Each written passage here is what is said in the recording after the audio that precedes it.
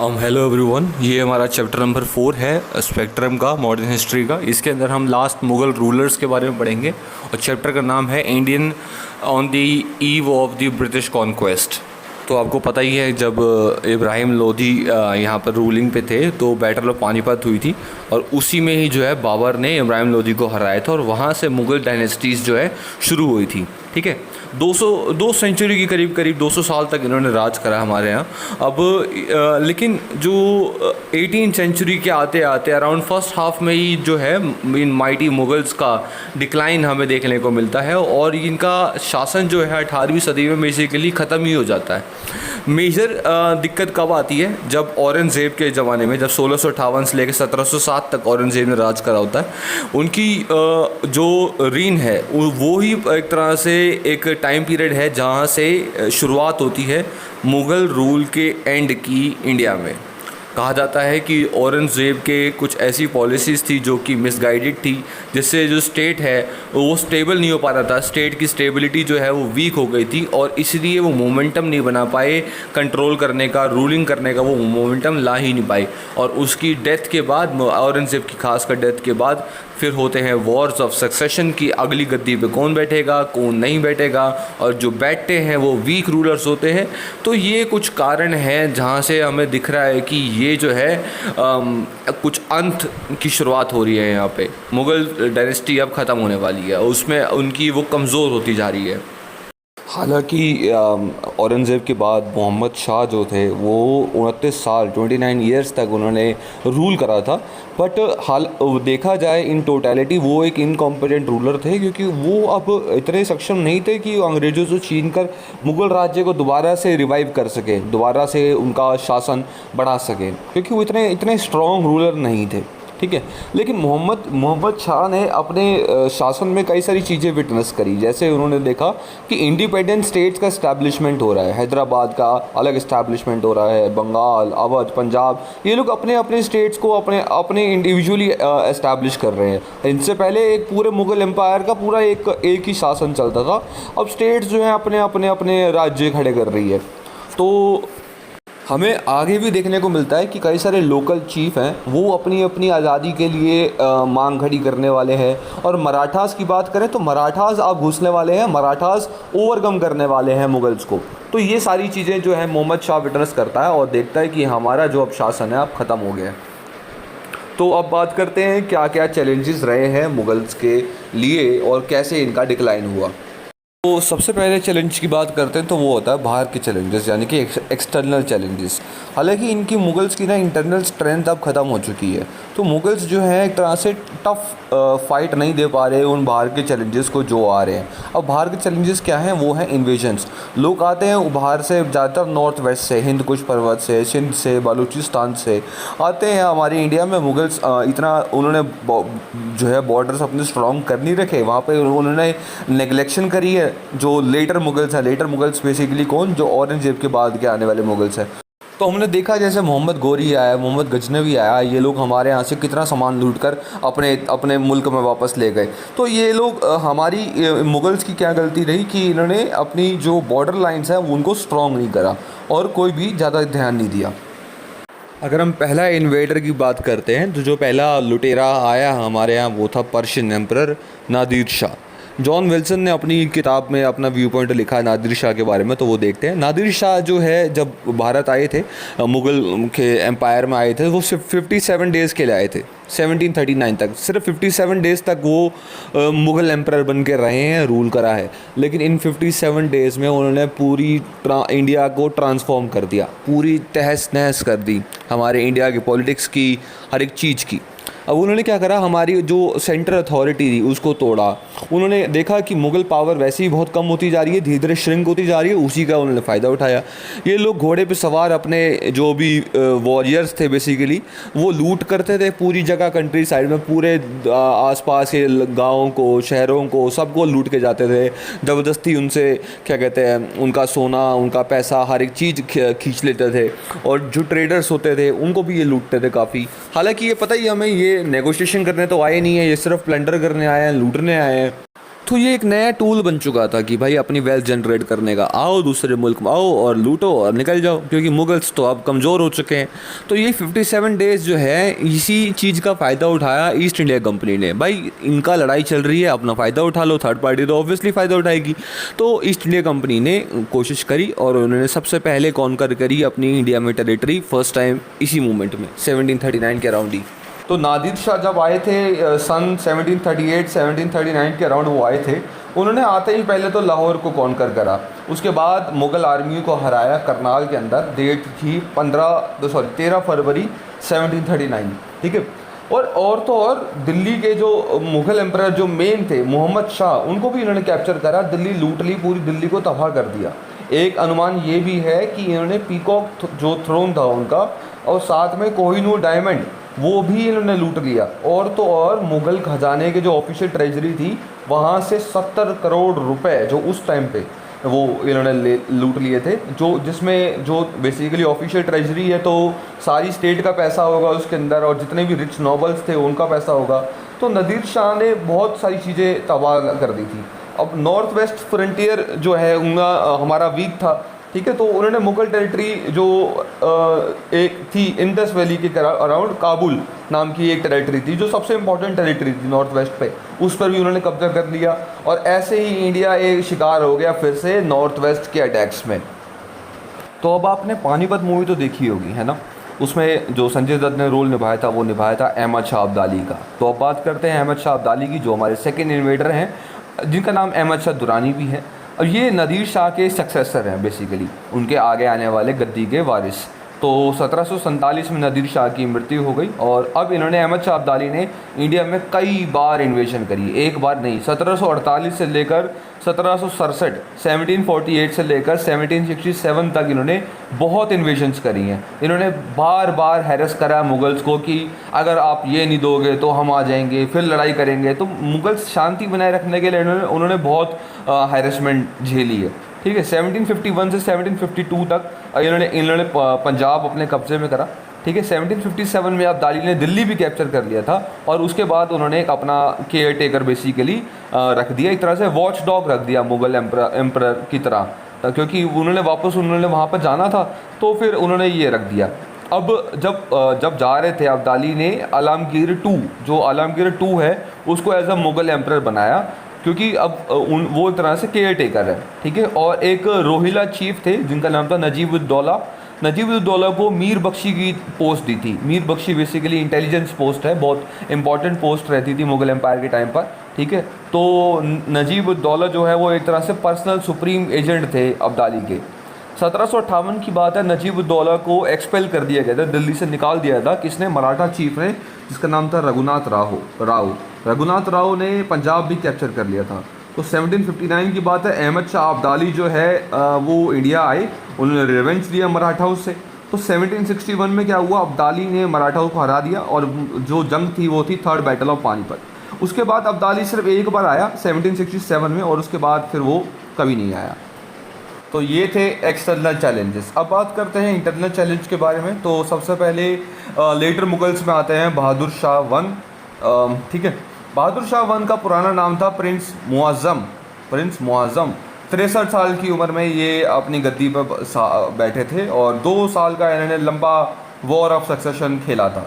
औरंगजेब के सबसे बड़े बेटे थे, और अब एम्परर बन गए थे, और इन्होंने अपना नाम रख लिया था बहादुर शाह। बहादुर शाह वन इसलिए है क्योंकि मुगल डायनेस्टी में 2 बहादुर शाह हैं, बहादुर शाह वन और बहादुर शाह टू। बहादुर शाह टू जो है सबसे लास्ट है, और बहादुर शाह वन अब है, जो औरंगजेब के बाद सबसे पहले मुगल है, ठीक है। तो बहादुर शाह वन ने अपने ही भाइयों को वॉर ऑफ सक्सेशन में मार डाला था। मोहम्मद आज़म और काम बख्श को इन्होंने वॉर ऑफ सक्सेशन मारा था ताकि गद्दी इनको मिले, ठीक है। खाफी खान थे एक, उन्होंने इनका टाइटल रखा था बहादुर शाह का शाह ए बेखबर जो होता है वो क्लूलेस किंग है। ये अपनी इनको कोई खबर ही नहीं है किसी चीज़ की, क्या हो क्या रहा है। तो वो क्यों रखा था इसके बारे में जानते हैं। अब इन्होंने ना कोई बहुत ही पैसिफिक पॉलिसी अडॉप्ट करी थी, कि कोशिश करी थी कि चलो पीस बनी रहे। तो मराठाओं और राजपूत और जाट्स जो थे उनके साथ इन्होंने पॉलिसी बनाई थी। मराठा प्रिंस थे एक शाहू, इनको मुग़ल कैप्टिविटी के अंदर थे। उन्होंने जो बहादुर शाह ने इनको रिलीज़ करा, राजपूत चीफ्स की बात करें तो उनको इनकी रिस्पेक्टिव स्टेट्स की तरह उनको बोल दिया कि आपकी स्टेट है, कन्फर्म्ड है, आपको कोई लड़ने की ज़रूरत नहीं है। लेकिन बात करें हम अगर सिखों की, तो सिखों की लड़ाई होती है मुसलमानों से। बंदा बहादुर जो आते हैं वो मुसलमानों पे अटैक करते हैं और अब एम्परर जो है एक्शन लेते हैं उनके अगेंस्ट और उनकी मृत्यु हो जाती है। बहादुर शाह वन जो है मर जाते हैं 1712 में, फरवरी में। अगले मुग़ल एम्परर थे 1712 मार्च से लेकर फरवरी 1713 तक उन्होंने शासन करा था। उनका नाम था जहांगीर शाह। जहांगीर शाह एक नोबल जुल्फ़िकार खान की वजह से एम्परर बने थे। ठीक है, जुल्फ़िकार खान को मदद की वजह से उन्होंने जुल्फ़िकार खान को प्राइम मिनिस्टर भी बना दिया था वहाँ का अपना। ठीक है, तो उन्होंने इजारा सिस्टम भी इंट्रोड्यूस करा था ताकि जो फाइनेंशियल कंडीशंस हैं हमारे उस टाइम पे एम्पायर की, उस टाइम के एम्पायर की, वो ठीक हो सके। अब इजारा सिस्टम क्या होता है? इजारा सिस्टम बेसिकली ऑक्शन सिस्टम होता है कि अगर आपको कुछ चीज़ खरीदनी है तो वो ऑक्शन के बेसिस पर आप ले सकते हो। इससे एक एम्परर की तरह से फाइनेंशियल कंडीशंस जो है वो ठीक हो जाती हैं। जहांगीर शाह ने जजिया भी अबॉलिश करा था। जजिया क्या होता है कि अगर आप नॉन मुस्लिम हो तो आपको टैक्स पे करना पड़ेगा, तो वो जो टैक्स आप पे करते थे एज अ नॉन मुस्लिम, तो वो अब अबॉलिश कर दिया था जहांगीर शाह ने। ठीक है, अब अगले एम्परर की बात करते हैं, वो है फारूक शियार, 1713 से लेकर 1719 तक। अब जो फारूक शियार है बेसिकली जब जलंधर शाह था, जलंधर शाह को मार दिया गया था सैयद ब्रदर्स के द्वारा। सैयद ब्रदर कौन थे? अब्दुल्ला खान और हुसैन अली। ये दोनों जो हैं किंग मेकर की तरह, किंग मेकर्स के नाम से जाना जाता था इनको। ठीक है, और फारूक शियार जो है अपना नया एम्परर बनता है इन्हीं की मदद से।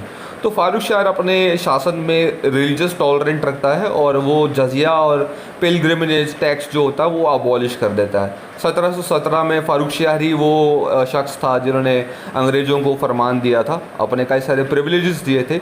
लेकिन मेन इंटरेस्टिंग बात यह है कि 1719 में सैयद ब्रदर जिन्होंने इनको गद्दी पे चढ़ाया था, उन्होंने पेशवा बालाजी विश्वनाथ की मदद करी और फारूक शियार को गद्दी से हटाया।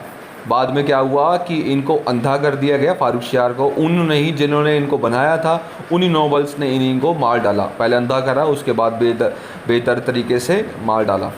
तो ये पहली बार मुग़ल हिस्ट्री में हुआ था कि कोई एक एम्परर जो है वो अपने नोबल्स के द्वारा ही मारा गया है। तो अब अगले मुग़ल एम्परर की बात करते हैं, रफ़ी उद दराजात जो है 28 फरवरी से लेकर जून 4 तक ये इन्होंने शासन करा है 1719 में। इनके बारे में बस एक ही चीज़ पढ़नी है आपने, वो है कि ये अब तक के सबसे ज़्यादा शॉर्टेस्ट पीरियड को में राज करने वाले मुग़ल एम्परर थे, रफ़ी उद दराजात। एक सिडनी ओवन है, इन्होंने अपना व्यू पॉइंट रखा है कि जो बहादुर शाह वन था ना, वो ही एक आखिरी एम्परर बचा था जिसके बारे में कुछ थोड़ा बहुत अच्छा कहा जा सकता है। लेकिन बाकी सारे तो हैं बस एक पपेट एम्परर बन चुके हैं, इनकेपेबल है हर एक चीज़ के लिए और पॉलिटिकली बड़े इनसिग्निफिकेंट है। इनको सॉवरेन बनने के लायक नहीं है और यहाँ से मुग़ल एम्परर का प्रैक्टिकली पूरा डिसोल्यूशन हो चुका है। अगले जो मुग़ल एम्परर हैं वो हैं रफ़ी उद दौला।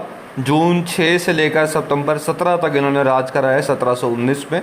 ठीक है, ये इनको भी सैयद ब्रदर्स ने ही गद्दी पर चढ़ाया था और इनके बारे में कुछ ख़ास बात नहीं है। इनको टाइटल दिया गया था शाहजहाँ II का थ्रोन पर। और एक और बात थी, ये नशे के बड़े आदी थे, ओपियम एडिक्ट थे ये लोग, ये अफीम बड़ा खाते थे। फिर अगले एम्परर आते हैं मोहम्मद शाह, 1719 से लेकर 1748 तक। अब मोहम्मद शाह की बात करते तो रफ़ी उद दौला के बाद जो मोहम्मद शाह ही आते हैं गद्दी पर। और हालांकि सैयद ब्रदर्स की बात सुने तो उनकी चॉइस थी रोशन अख्तर बने अगले मुग़ल एम्परर। लेकिन मोहम्मद शाह जो थे, अगर हम हिस्ट्री की बात करते हैं उनको, तो रंगीला का टाइटल दे रखा होता है उनको। अगर आप इनकी फ़ोटोज़ देखेंगे तो आपको पाया मिलेंगे कि ये हुक्का और लड़कियों में और बहुत ही खुश मिजाज और बहुत ही अय्याश ज़िंदगी इन्होंने जी है। इन्होंने बहुत सारी पेंटिंग्स बनवाई है जो बहुत ही ऑब्सीन नेचर की हैं। और आप देखिए इनके बारे में, आपको काफ़ी कुछ पता लगेगा। हुक्के के बहुत शौकीन थे, शीशा के बहुत शौकीन थे और लड़कियों के बहुत शौकीन थे ये, क्योंकि बहुत ही लग्जूरियस लाइफस्टाइल उन्होंने जी होती है। मोहम्मद शाह ने निज़ाम उल मुल्क की मदद से सैयद ब्रदर्स का कत्ल करवा दिया होता है, उनको मरवा दिया होता है और 1724 में ही निज़ाम उल मुल्क को अपना वाज़िर घोषित कर दिया होता है। और यही जो है निज़ाम उल मुल्क ही बाद में इंडिपेंडेंट स्टेट ऑफ हैदराबाद के एम्परर बनते हैं। ये हैदराबाद के जो है राजा, बेसिकली एम्परर जो होते हैं यही बनते हैं। 1737 की बात करें तो बाजीराव वन जो है मराठा पेशवा, वो दिल्ली में घुसता है और अपने 500 घुड़सवार के साथ नजीम मोहम्मद शाह पर आक्रमण कर देता है और जीत भी जाता है। 1729 की बात है, नादिर शाह, और ये तो हम जानते ही हैं कि नादिर शाह जो है 1739 में आए थे जो, और इन्होंने मुगल्स को हरा दिया था बैटल ऑफ करनाल में, और इम्प्रिजनमेंट में डाल देते हैं मोहम्मद शाह को और अनेक्स कर लेते हैं वेस्ट के कई सारे एरियाज़ जो इंडस नदी के आसपास हैं और अपने पर्शियन एम्पायर में शामिल कर लेते हैं।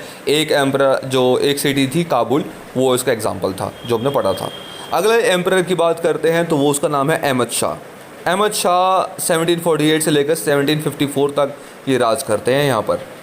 अब अहमद शाह की बात करते हैं तो अहमद शाह जो है बहुत ही इनकॉम्पिटेंट रूलर था। इसने अपने सारे स्टेट अफेयर्स को उद्धम भाई के हाथ में पकड़ाकर ये निकल गया। अब उद्धम भाई जो है क्वीन मदर उद्धम भाई हैं, और उद्धम भाई बेसिकली जो इनको टाइटल दिया गया था किबला ए आलम का।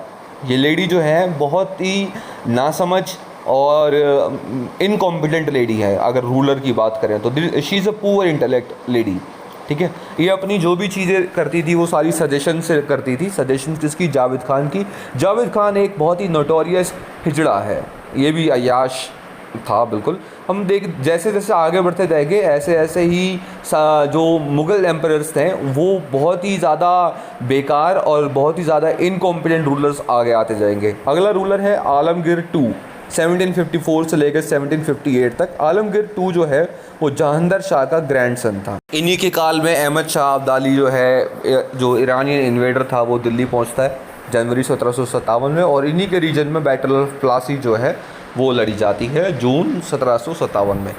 तो उसके बाद जो है शाहजहाँ 3 1758 से 1759, कुछ नहीं करा इन्होंने और कुछ जानने की ज़रूरत नहीं है आपको। इसके बाद आते हैं शाह आलम 2 1759 से लेकर 1806 तक। इनके रेन में दो डिसीजिव बैटल होती हैं। पहली होती है थर्ड बैटल ऑफ पानीपत 1761 में मराठाओं और अब्दाली के बीच में, और दूसरी होती है बैटल ऑफ बुक्सर 1764 में। सबसे मूर्ख जो थे शाह आलम 2 थे, क्योंकि ईस्ट इंडिया कंपनी के प्रोटेक्शन के अंडर आ गए थे ये, और ट्रीटी ऑफ अलाहाबाद साइन कर दी गई थी अगस्त 1765 में, और इन्होंने फरमान इशू करा था कंपनी को और बोला था कि आपके पास दीवानी राइट्स भी हैं, परपेचुटी में राइट्स हैं आपके पास पूरी राइट है रेवेन्यू कलेक्ट करने की, बंगाल में, बिहार में, उड़ीसा में, ठीक है। 1772 में मराठाओं ने दिल्ली ले लिया और वो 1803 तक दिल्ली पे राज करा उन्होंने। 1803 में दौलत राव शिंदे जो है अंग्रेज़ों के द्वारा उनकी हार हो जाती है, और जो शाह आलम 2 है इन्होंने फिर से प्रोटेक्शन ले ली होती है इंग्लिश के अंडर, इंग्लिश लोगों के अंदर। और इसके बाद हम देखते हैं कि जो मुग़ल एम्परर्स है ना, धीरे धीरे इंग्लिश लोगों के पेंशनर्स बनते जा रहे हैं। अब अंग्रेज़ों के टट्टू जिसे हम कहते हैं, सॉरी पार्डन माय लैंग्वेज। अगली जो रूलर हैं वो हैं अकबर 2। अब 1806 से 1837 तक इनका शासनकाल रहा है, और इनकी एक बात इनमें खास थी कि राजा जो राम मोहन राय है बेसिकली, उसको राजा राम मोहन राय, राजा का जो टाइटल था वो अकबर 2 ने ही दिया था उनको। और 1835 में जो मुग़ल एम्परर्स के नाम के जो कॉइन्स हैं वो भी अब बंद हो जाते हैं। और आखिरी जो रूलर होता है वो होता है बहादुर शाह 2 1837 से लेकर 1857 तक। बहादुर शाह 2 या फिर बहादुर शाह ज़फ़र बेसिकली इनका सरनेम है। ये लास्ट मुग़ल एम्परर थे और 1857 के रिवॉल्ट में ये लीडर थे, ठीक है। और इन्होंने बहुत कोशिश करी कि जो है अपना एम्परर जो है बचा के रखने की। बहादुर शाह 2 को पकड़ लिया था अंग्रेज़ों ने और उनको रंगून भेज दिया था, जहाँ पर उनकी मृत्यु हो गई 1862 में, ठीक है। लीगल टर्म्स में देखें तो मुग़ल एम्पायर यहाँ पर ख़त्म हो जाता है अपना 1 नवंबर 1858 को, जब क्वीन विक्टोरिया डिक्लेयर करती है कि there is no Mughal empire now, तो वहाँ पर लीगली जो है मुग़ल एम्पायर बिल्कुल ख़त्म हो जाता है। तो यहाँ था हमारा the fall of Mughal empire. तो अब बात करते हैं कि क्या कॉजेज़ रहे हैं मुग़ल एम्पायर के डिक्लाइन के। तो देखो जो कॉजेज़ की बात करें तो कई सारे स्कॉलर्स ने अपने अपने डिफरेंट डिफरेंट व्यूज़ दिए हुए हैं, लेकिन दो सारे स्कॉलर्स को अगर हम मिला दें ना तो दो ब्रॉड लाइंस पर ये मैटर डिस्कस करा गया है। एक है एम्पायर रिलेटेड मैटर और दूसरा है रीजन रिलेटेड मैटर। यानी कि कुछ स्कॉलर्स कहते हैं कि एम्पायर के इश्यूज़ थे जिसकी वजह से मुग़ल एम्पायर का डिक्लाइन हुआ, और कुछ कहते हैं कि रीजन का फ़र्क था जिसकी वजह से मुग़ल एम्पायर डिक्लाइन हुआ। तो एम्पायर रिलेटेड और रीजन रिलेटेड में क्या फ़र्क होता है? एम्पायर रिलेटेड में जो स्कॉलर्स कहते हैं कि मुग़ल का जो सेंट्रिक व्यू था, मतलब मेजर कॉज जो था डिक्लाइन होने का, वो ये था कि मुग़ल एम्पायर का जो स्ट्रक्चर था और उनकी जो फंक्शनिंग थी वो ही खुद में ही जो है बेकार होती जा रही थी। इस वजह से वो लोगों का जो एम्पायर है डिक्लाइन हो रहा था। लेकिन जो रीजन रिलेटेड व्यू है वो ये कहते हैं कि मुग़ल एम्पायर का डिक्लाइन इसलिए हुआ क्योंकि वहाँ पर इनस्टेबिलिटी आ रही थी different parts of the empire में। जैसे मान लो अलग अलग स्टेट्स अपनी अपनी राज्य खड़ा कर रही हैं, खुद के जहांगीर अपने किंग के अगेंस्ट हो रहे हैं, करप्शन आ रखा है और बहुत ही ज़्यादा लूटपाट चल रही है। तो किंग का ध्यान जो अलग अलग जगह बटा हुआ है, तो इस वजह से किंग फोकस नहीं कर पा रहा और यहाँ से डिक्लाइन शुरू हो जाता है। लेकिन कभी हम ये नहीं कह सकते कि कौन सा एक ही रीजन था जो रीज़न मेन रहा है मुग़ल एम्पायर के डिक्लाइंस का, क्योंकि दोनों एस्पेक्ट से ही देखा जाएगा और डिक्लाइन जो हुआ है वो दोनों एस्पेक्ट्स पे ही हुआ है। अभी जो प्रोसेस रहा है इनका मुग़ल एम्पायर के बिखरने का, डिसइंटीग्रेट होने का, ये औरंगज़ेब के रीन से ही शुरू हो गया था। ठीक है, 1707 में जब उसकी डेथ हुई तो उसके बाद कोई रोक ही नहीं पाया कि मुग़ल एम्पायर को बचाया जा सके, क्योंकि जो रूलर्स आए हैं वो ही इतने इनकॉम्पिटेंट थे कि वो शासन कर ही नहीं पाए। अब ये एक और बात देखने को मिलती है कि जब औरंगज़ेब था ना, जब रूलर पावरफुल थे, तो जितने भी ये चीफ्स थे, जितने भी छोटे मोटे रूलर थे ना, जो बगावत करते थे, जो इंडिपेंडेंस की मांग करते थे, ये लोग चुप हो जाते थे, क्योंकि रूलर बहुत ज़्यादा इम्पीरियल नेचर का है। ठीक है, बहुत ज़्यादा ताकतवर है, तो वो चुप करा देता रहा। लेकिन जब औरंगज़ेब के बाद जो नए रूलर्स आए हैं वो उनके बस की बात थी नहीं, तो वहाँ से जो है इनकी बगावतें और इनकी जो है हक मांगने की चीज़ें ये सब और बढ़ गई। तो यहाँ से अब धीरे धीरे लोग ज़्यादा ताकतवर हो गए क्योंकि डर ख़त्म हो गया था ना। तो ये एक मेन रीज़न रहा है मुग़ल एम्पायर के डिक्लाइन होने का। और एक और बात करते हैं कि जब औरंगज़ेब के टाइम था, जब जो मुग़ल एम्पायर्स थे वो बहुत ज़्यादा जब स्ट्रॉन्ग थे, तब जो सिख होते थे, मराठा होते थे, राजपूत होते थे, इन्होंने बहुत कोशिश करी कि मुग़ल एम्पायर को कम्प्लीटली ओवरथ्रो कर पाएँ। लेकिन मुग़ल एम्पायर जो है पूरे इंडिया में फैला हुआ और इतना ज़्यादा पावरफुल है कि कम्प्लीटली ओवरथ्रो करना तो बहुत मुश्किल था। हालांकि जो इनके रिस्पेक्टिव टेरिटरीज़ हैं, सिखों का जो इलाका है, मराठों का जो इलाका है, राजपूतों का जो इलाका है, वहाँ पर मुग़ल्स कभी आज़ादी मतलब उनका शासन कर नहीं पाए, बहुत मुश्किल होता था। बहुत ज़्यादा बढ़िया तरीके से रेजिस्ट करा था इन तीनों कम्युनिटीज़ ने मुग़ल्स को, तो उनको कभी इंडिपेंडेंस मिली ही नहीं ज़्यादा। मतलब हालांकि इनके एरिया में नहीं मिली, बाकी as comparison to other areas वहाँ पर उनका पूरा राज चला है। और जैसे हम देखते हैं कि औरंगज़ेब के मरने के बाद के जो रूलर्स आए हैं, वो रूलर्स केपेबल ही नहीं थे कि वो अपने शासन को बचा पाएँ। अगर वो होते केपेबल तो ये जो एम्पायर है वो नहीं गिरता। ठीक है, पर एम्परर्स जो आए उनके बाद वो इनकेपेबल हैं, वीक हैं, ये लोग अपने स्वार्थ के लिए, अपनी लग्जरी के लिए जी रहे हैं। इन्होंने अभी कभी अपनी टेरिटरी को बढ़ाने की कोशिश ही नहीं करी। कोई एक दूसरे को मार रहा है, कोई पपेट रूलर बना हुआ है, सैयद ब्रदर्स की बात सुन के जो वो कर रहे हैं, जी हुजूरी कर रहे हैं, अंग्रेज़ों की बात सुन रहे हैं, अंग्रेज़ों को साथ दे रहे हैं। तो कभी उन्होंने अपना जो है बढ़ाने की कोशिश ही नहीं करी, अपने टेरिटरी को, अपने एम्पायर को स्ट्रॉन्ग रखने की कोशिश ही नहीं करी। तो यही सब चीज़ें हैं जो कोलैप्स करवा देती हैं और जो रीज़न बन चुकी हैं कि मुग़ल एम्पायर जो है कोलैप्स हो जाता है। अब देखते हैं कि आगे और कौन से फैक्टर्स रहे हैं जिनकी वजह से मुग़ल एम्पायर का डाउनफॉल हुआ है। तो पहला आता है शिफ्टिंग एलिजेंस ऑफ ज़मींदार। अब एलिगेंस का क्या मतलब होता है? भरोसा, विश्वास। ठीक है, तो ज़मींदार का विश्वास, भरोसा किसके साथ होना चाहिए? राजाओं के साथ होना चाहिए, मुग़ल्स के साथ होना चाहिए बेसिकली। लेकिन यहाँ पर जो है वो शिफ्ट हो जाता है। वो कैसे होता है वो देखते हैं। अब क्या होता था कि एक स्टेट होती है, यानी कि किंग है जिसका एम्पायर है पूरा का पूरा। ठीक है। अब स्टेट के अलावा दो लोगों के पास और पावर होती है, एक होता है ज़मींदार और एक होता है नोबल्स। नोबल्स वो लोग होते हैं जो कि बहुत रिच होते हैं, बहुत हाई क्लास अथॉरिटी होती है जिनके पास, और ज़मींदार जो होते हैं जिनके पास ज़मीनें होती हैं, जो हेरिडिटरी ओनर्स होते हैं बेसिकली, बाप की ज़मीन बेटे के पास, बेटे की ज़मीन उसके बेटे के पास, ऐसे। तो इनके पास कई सारे प्रिविलेजेस होते हैं हेरिडिटरी बेसिस पे, और ये प्रिविलेजेस बढ़ जाते हैं और यही कारण बनता है मुग़ल एम्पायर के डाउनफॉल का, मतलब एक और रीज़न बनती है। हालांकि इन ज़मींदार्स को हम कई नाम से और जानते हैं, जैसे रईस नाम से जानते हैं, राजास के नाम से जानते हैं, राजा बाबू, ठाकुर, खुल्स, देशमुख, इन कई नामों से ज़मींदार इनके प्रचलित है हर अलग जगहों पे। और ये जो है ये एक इम्पॉर्टेंट प्लेस एम्पायर में रखते हैं, क्योंकि ये रेवेन्यू कलेक्शन में हमारी हेल्प करते हैं, लोकल एडमिनिस्ट्रेशन में हेल्प करते हैं, ठीक है। बेसिकली इनकी जब भी रेवेन्यू कलेक्ट होते हैं तो इन्हीं की वजह से हम अपने सोल्जर्स को मेंटेन कर पाते हैं कि भाई सरकार चलेगी कैसे अगर जब तक जो है जनता टैक्स पे नहीं करेगी, रेवेन्यू नहीं आएगा, तो क्योंकि यही तो मेजर ट्रेजेडी होती है। अब जो ज़मींदार हैं वो अपना बीच में कमीशन खाते हैं पीजेंट से। बहुत कोशिश करी गई थी कि सीधा स्टेट और पीजेंट्स का डायरेक्ट कनेक्शन हुए, लेकिन वो इतना सक्सेसफुल हो नहीं पाया। बहुत कोशिश करी थी कि ज़मींदारी सिस्टम ही अबॉलिश कर देना चाहिए, लेकिन ये पॉसिबल नहीं हो पाया था।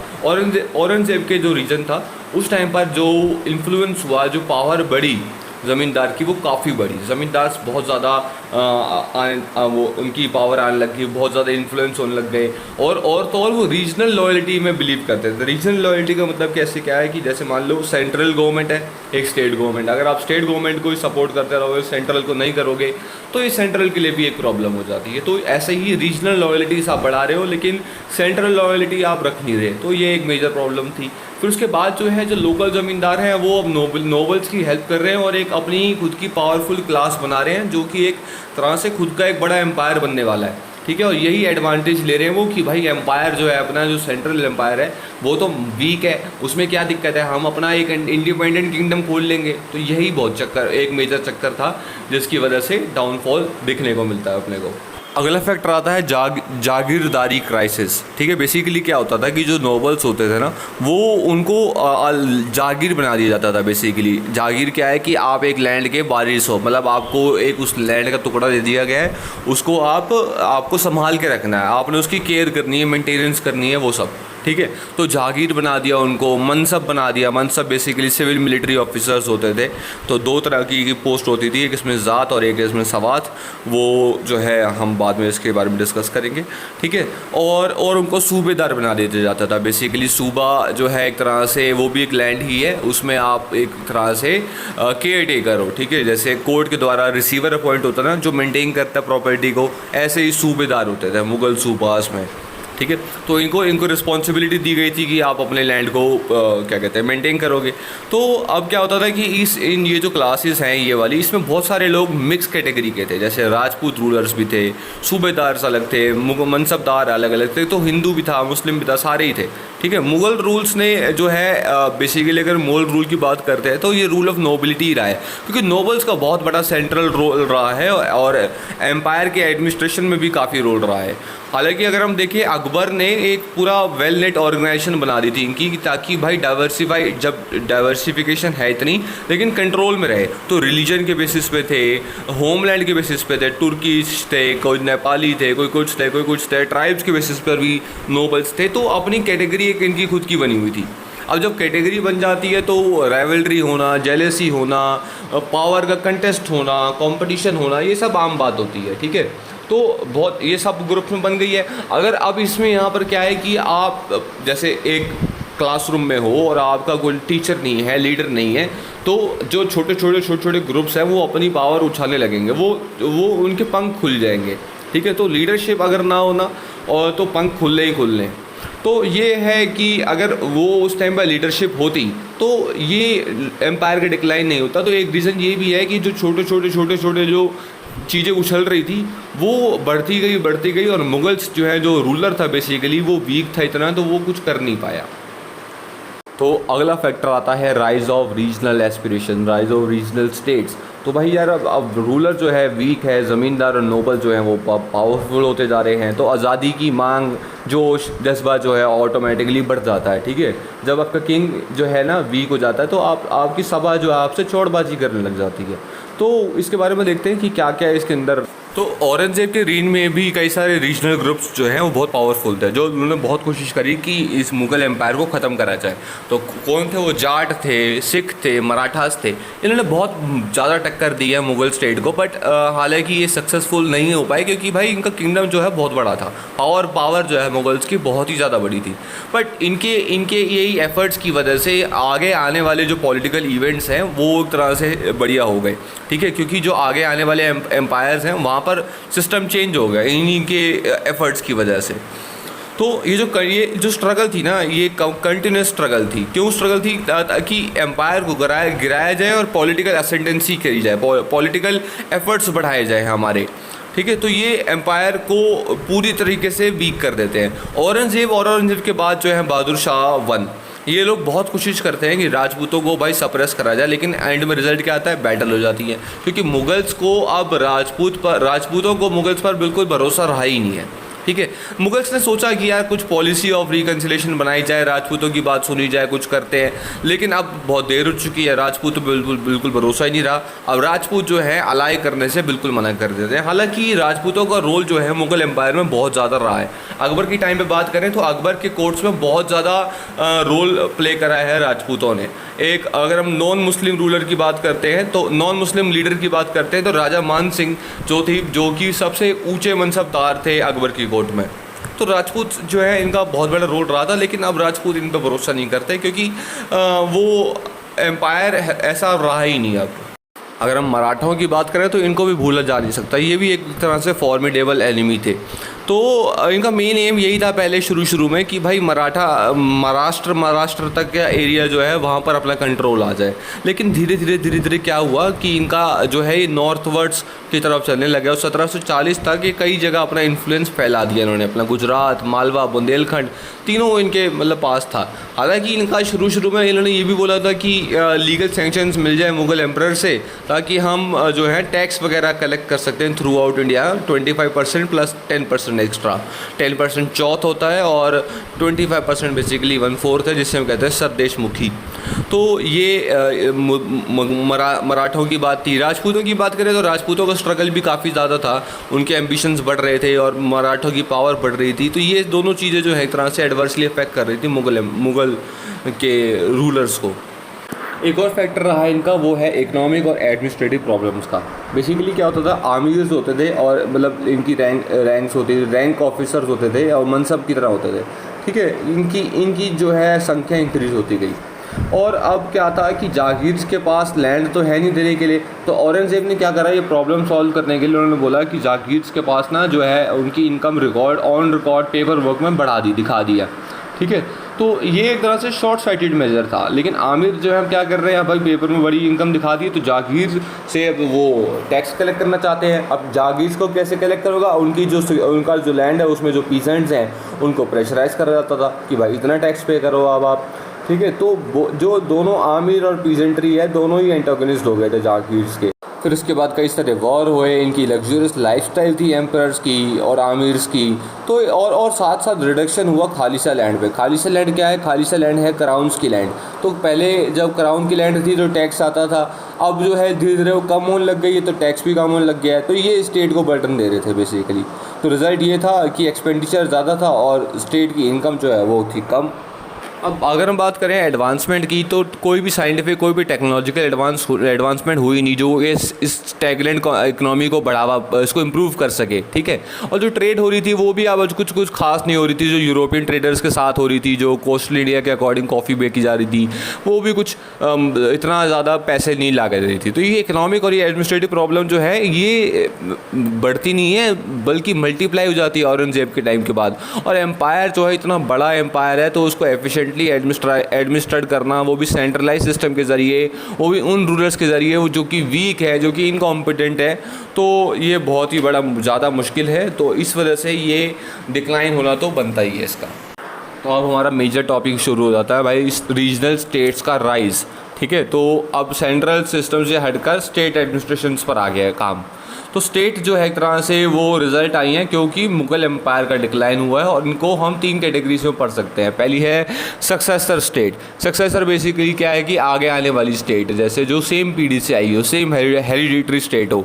जैसे अगर हम बात करते हैं हैदराबाद की, तो हैदराबाद मुग़ल एम्पायर ही था और मुसलमानों की स्टेट थी वो, तो ठीक है। तो ये अब क्या है कि यहाँ पे सेंट्रल और इनकी ना कोई खास लड़ाई वड़ाई कुछ नहीं है, ये सॉवरेनिटी को चैलेंज नहीं करते हैं, ये अपना इंडिपेंडेंट और एक हेरिडिटरी अथॉरिटी बनाना चाहते हैं उनके खुद के गवर्नर्स के अकॉर्डिंग, और ये ऑटोनॉमस पॉलिटी चाहते हैं इन टेरिटरीज, मतलब इन टेरिटरी के जो लोग हैं ऑटोनॉमस पॉलिटी चाहते हैं। कुछ एग्जांपल ऐसे हैं कि अवध हो गया, बंगाल हो गया, हैदराबाद हो गया, ये जो स्टेट्स हैं ये सक्सेसर स्टेट्स में कैटेगरी में आती है। इसके बाद आता है इंडिपेंडेंट किंगडम्स। तो ये जो स्टेट्स हैं ये प्राइमरीली तब आई है क्योंकि मुग़ल कंट्रोल जो था प्रोविंसेस पे, उसमें डिस्टेबलाइजेशन आ गई थी। तो अब प्रोविंसेस में अब डिस्टेबलाइजेशन है, तो यहाँ से ये इमर्ज हुए हैं। कुछ एग्जांपल ऐसे हैं जैसे मैसूर हो गया और जितनी भी राजपूत स्टेट्स हैं वो हो गई, ठीक है। उसके बाद आती है द न्यू स्टेट्स। ये जो स्टेट्स हैं ये रिबेल करके मुग़ल एम्पायर से लड़ झड़ के एक नई स्टेट बनी है, जैसे जाट लोगों की स्टेट हो गई, सिखों की हो गई और मराठों की हो गई, ठीक है। तो अब सारी स्टेट्स के बारे में एक एक करके पढ़ते हैं।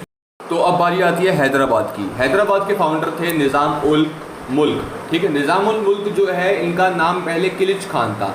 किलिच खान जो नाम है ये किसने दिया? ये दिया औरंगज़ेब ने। निज़ाम उल मुल्क का ये कहना था कि आप जो है अकबर की तरह कॉशियस बनिए और औरंगज़ेब की तरह ब्रेव बनिए। अब इनका नाम निज़ाम उल मुल्क कैसे पड़ा? तो फ़र्रुखशियार ने 1713 के करीब करीब इनका नाम जो है निज़ाम उल मुल्क दिया था। और जब ये डेक्कन पहुंच जाएंगे, जब ये हैदराबाद के फाउंडर बन जाएंगे, हैदराबाद इनको मिल जाएगा, तब इनका नाम हो जाएगा अज़ब शाह। अब देखा जाए तो 1725 की बात करते हैं तो मोहम्मद शाह रंगीला जो इनकॉम्पिटेंट रूलर थे हमारे, ठीक है। अब उन्होंने एक थ्योरी है कि उन्होंने ये नाम रखा था अज़ब शाह, और एक दूसरी थ्योरी है कि निज़ाम उल मुल्क खुद कहते थे कि मैं अज़ब शाह हूँ, तो मोहम्मद शाह ने कहा ठीक है अज़ब शाह हो आप। तो उनको क्या ही फ़र्क पड़ता था, उनको बस हुक्का और अपना शराब और अपने पैसों से मतलब होता था, लग्जरी लाइफ से मतलब होता था।